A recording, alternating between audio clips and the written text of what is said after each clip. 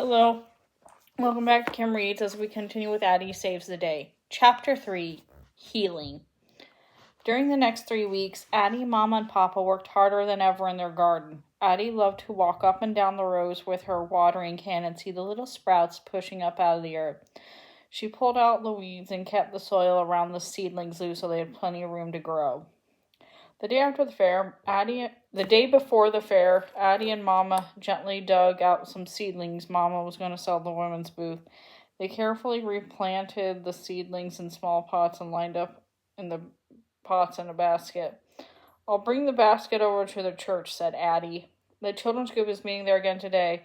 We make our spool puppets and now we're going to paint them." "All right," said Mama, "but be careful with the seedlings." "I will," promised Addy.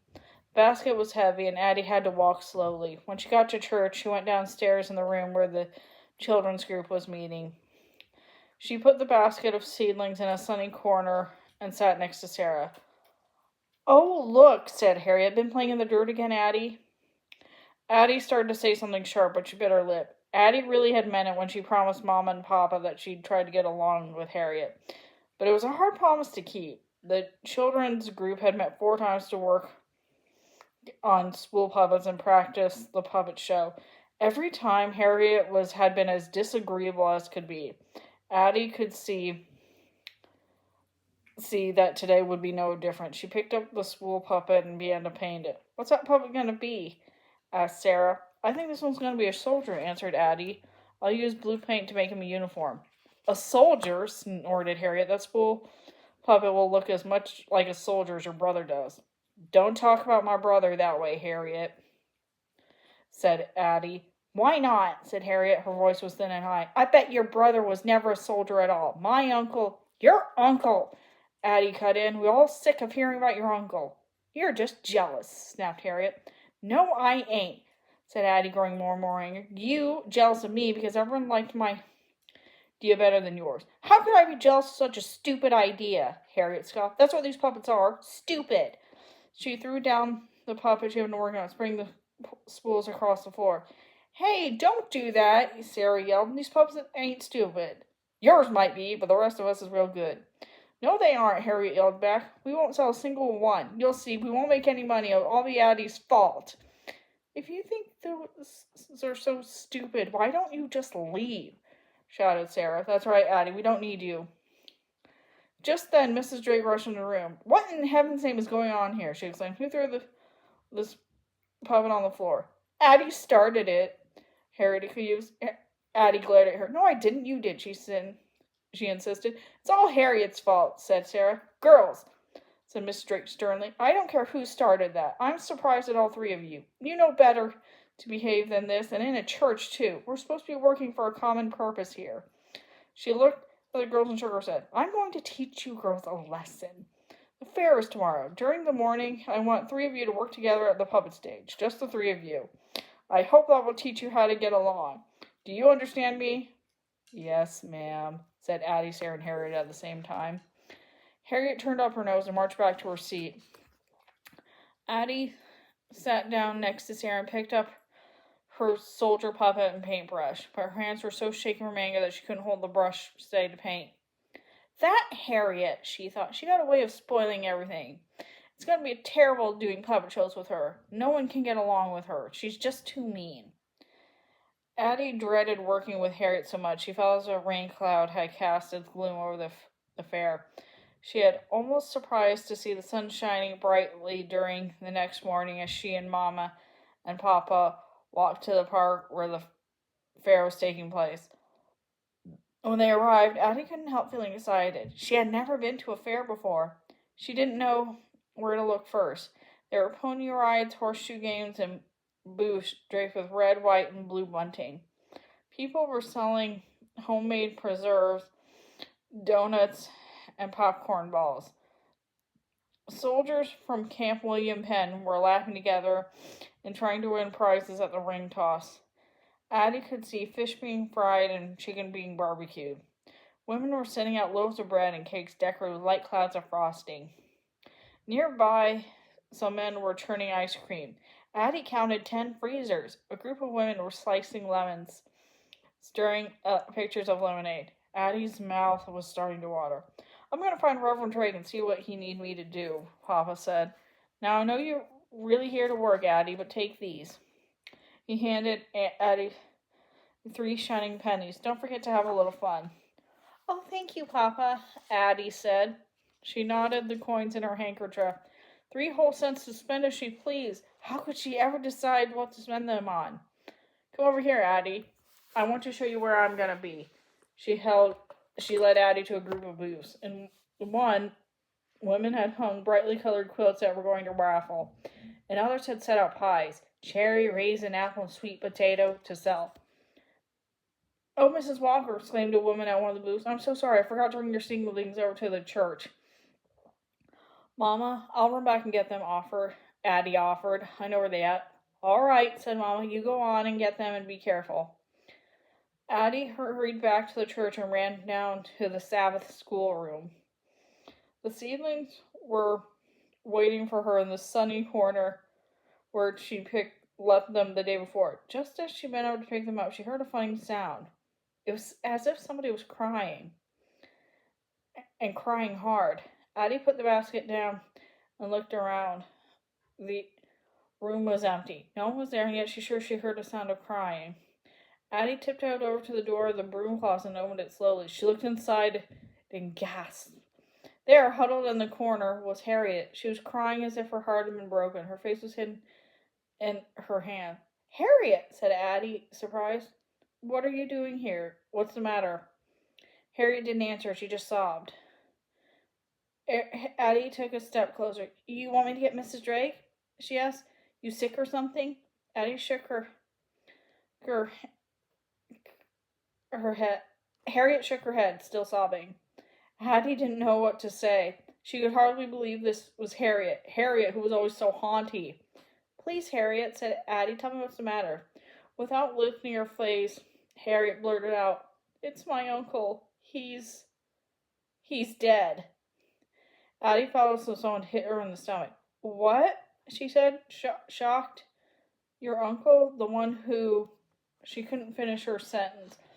Her dislike of Harriet started to drain away. She understood that Harriet was a girl just like she was, whose family had suffered terribly because of the war.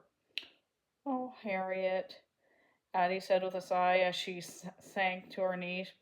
She reached out her hand and gently touched Harriet's shoulder. I'm so sorry, she said. I truly am. I know you loved your uncle. I know you were proud of him. Harriet lifted her eyes to meet Addy's. He's dead, she whispered as if she couldn't believe it. I'll never see him again. She hid her face in her hands and cried bitterly. For a while, Addy just sat there saying nothing. Finally, when Harriet was crying more softly, Addy said, I'm sorry if I was mean about him yesterday. It doesn't matter, said Harriet. Nothing matters. I know all of you hate me anyway. No, we don't, said Addy. We don't hate you. Now, you and me ain't tried very hard to get along. We've both been hateful and jealous, and I guess we ain't never really given each other a chance, but it ain't too late to change. I'm sorry. I hope you believe me. Harriet nodded. She wiped her wet face on the sleeve of her dress. I'm sorry too, she said.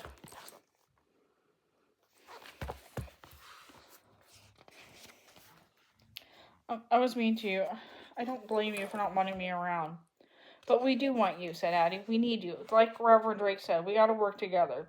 We got to help each other. I know you're feeling bad. Will you come with me to the fair? You might feel better.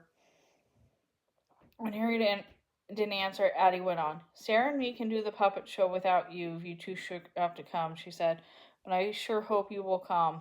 She looked at Harriet in the eye and said more kindly, Nobody else can add up money as quick as you. Will you come and take charge of the money box? Harriet took a deep breath. I'll come, she said. Good, said Addy. She stood up and let Harriet in the sun. When she bent over to pick up the heavy basket of seedlings, Harriet surprised her by lifting one side for her. Thanks, Harriet. Things sure is easier when someone's helping you.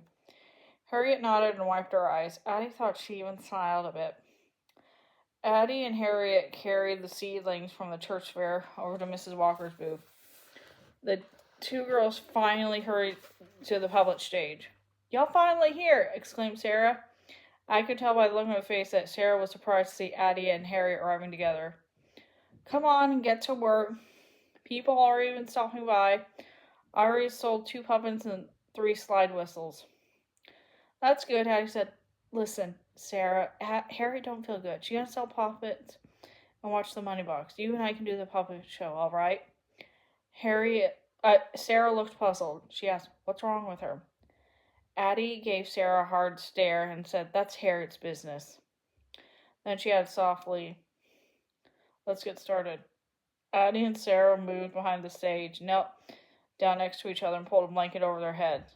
What's going on with Harriet? Whispered Sarah. Why is she acting so quiet? She doing good just being here, Addie said. She just found out her uncle's dead. Oh no, said Sarah. She shook her head. That's terrible. She must be feeling real bad. She sure is, said Addie. I never thought I'd feel sorry for Harriet, but I do, said Sarah. Me too, Addie said. Suddenly a voice called out from the stage. Where's the show? Addie and Sarah looked at each other. We better start, said Addie. She took a soldier from a pile of school puppets, and Sarah took a dog. The 2 girls made their puppets skip across the stage. Then Addie said in a deep voice, pretending to be the soldier, Riddle me this. If you found a chicken egg on top of a fence post, how could you tell where it came from? Sarah barked like a dog and said, I don't know. That's easy, Addie made the soldier say. Chicken eggs come from chickens. Addie and Sarah grinned at each other, and then they heard people out front laughing. They told a few more riddles and jokes.